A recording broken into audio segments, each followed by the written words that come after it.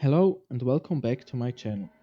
This week I installed Endstops on all axes of my CNC mill and the tool length sensor to automatically measure the length of the sensor of the of the tools.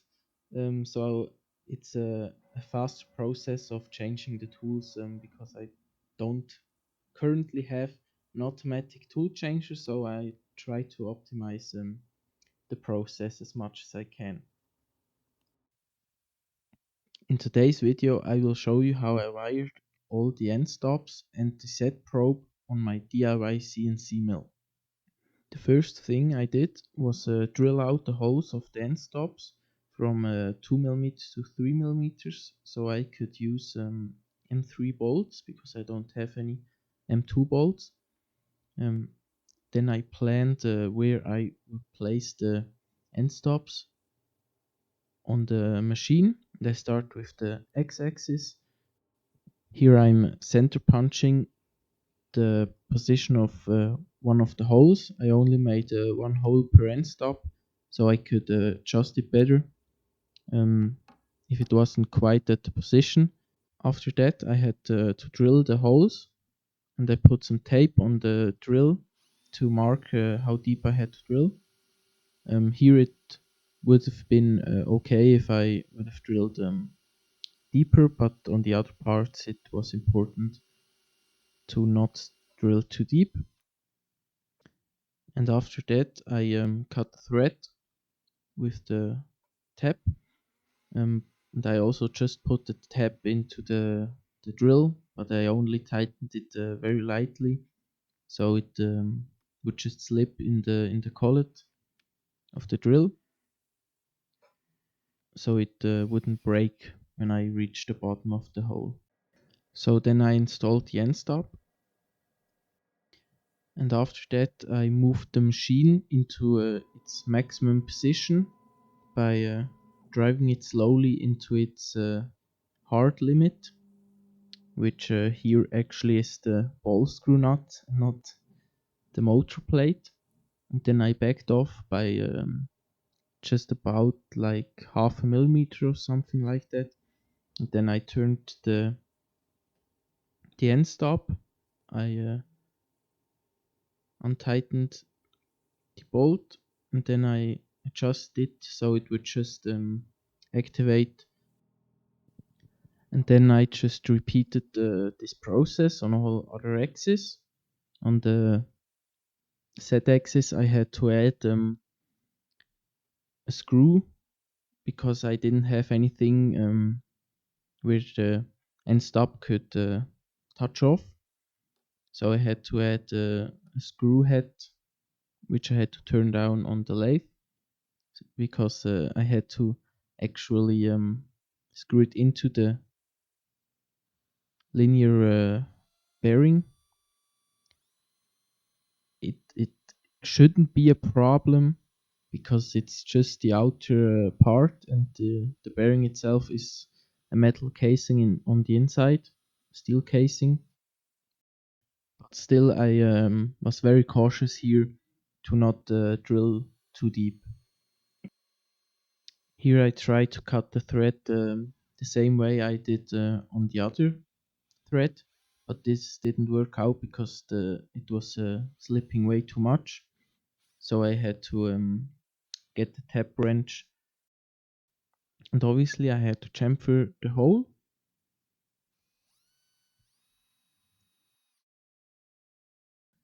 And then I checked if the end stop would actually be activated by the screw head, and it was activated by the screw head, so everything was going as planned. Then I marked the hole position with the drill I'm gonna use to center drill it, but I only hit it very lightly so it wouldn't break the drill. And after drilling it, chamfering it, and cutting the thread, I added the end stop and tested if it would actuate when I drive the axis into its position.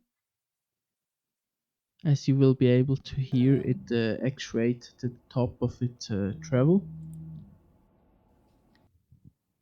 And after that, I installed the end stop on the y-axis. It's basically the same as on the other axis. It was just easier there because there was easy access and I didn't have to add anything else like the screw on the z-axis. And the last sensor I installed was the tool length sensor to automatically measure the length of the tool. So I can just put in a new tool and then push a button and then it measures the length. So I don't have to zero it out every time I change the tool. So now the last sensor I am adding to the machine is a tool length probe. So I can automatically measure the length of all the tools. So I don't have to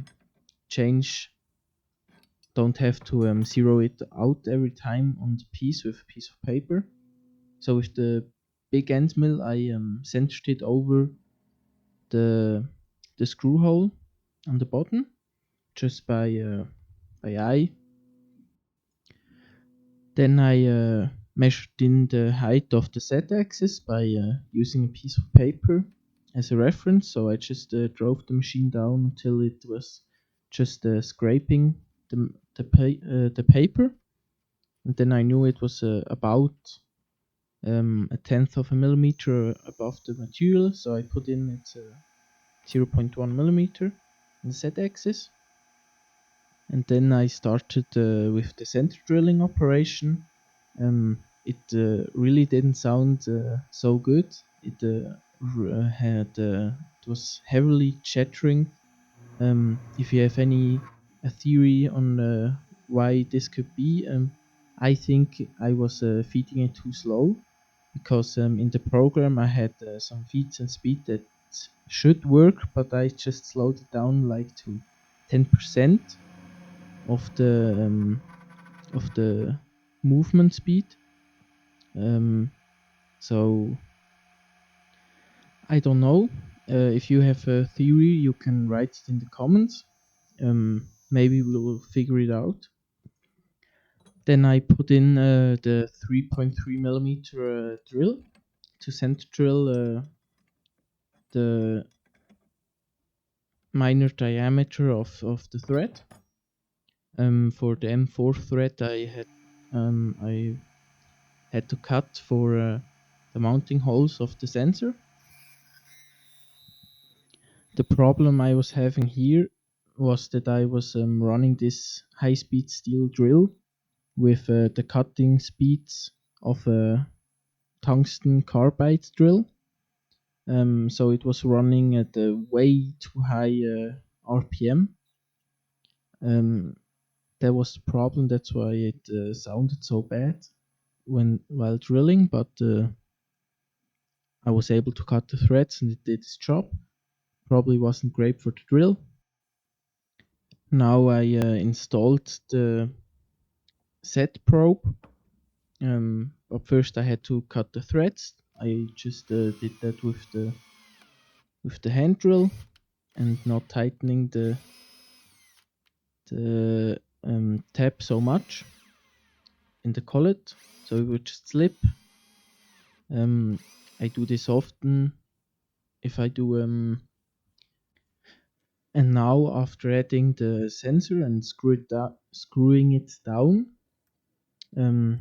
I was done with the mechanical installation of everything. So then I just connected all the wires, routed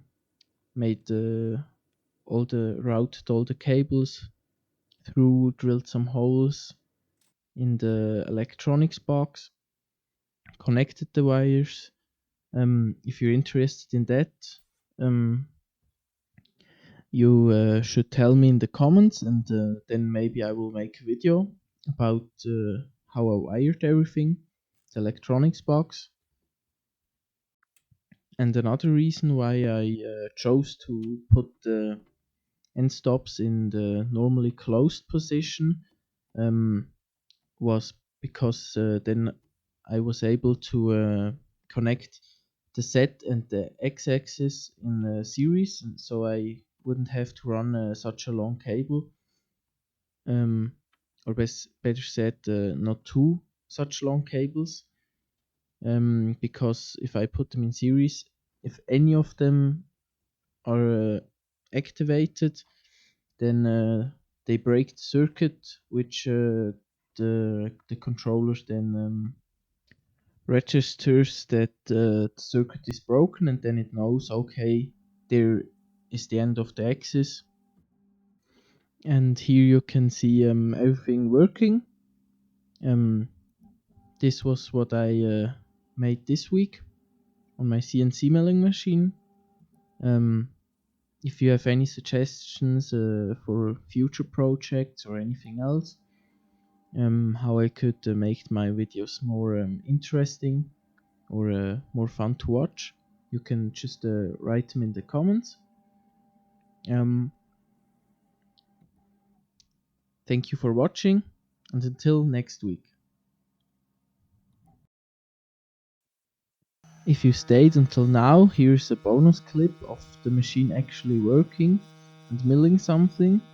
It did work, but it was incredibly loud, and I think the machine is better suited to just mill on the Z-axis, so it would go down like 3/10 and then like half of the diameter of the tool, instead of how I'm milling now, where it goes down like 5 or 6 millimeters, but only goes sideways about 0.3 millimeters.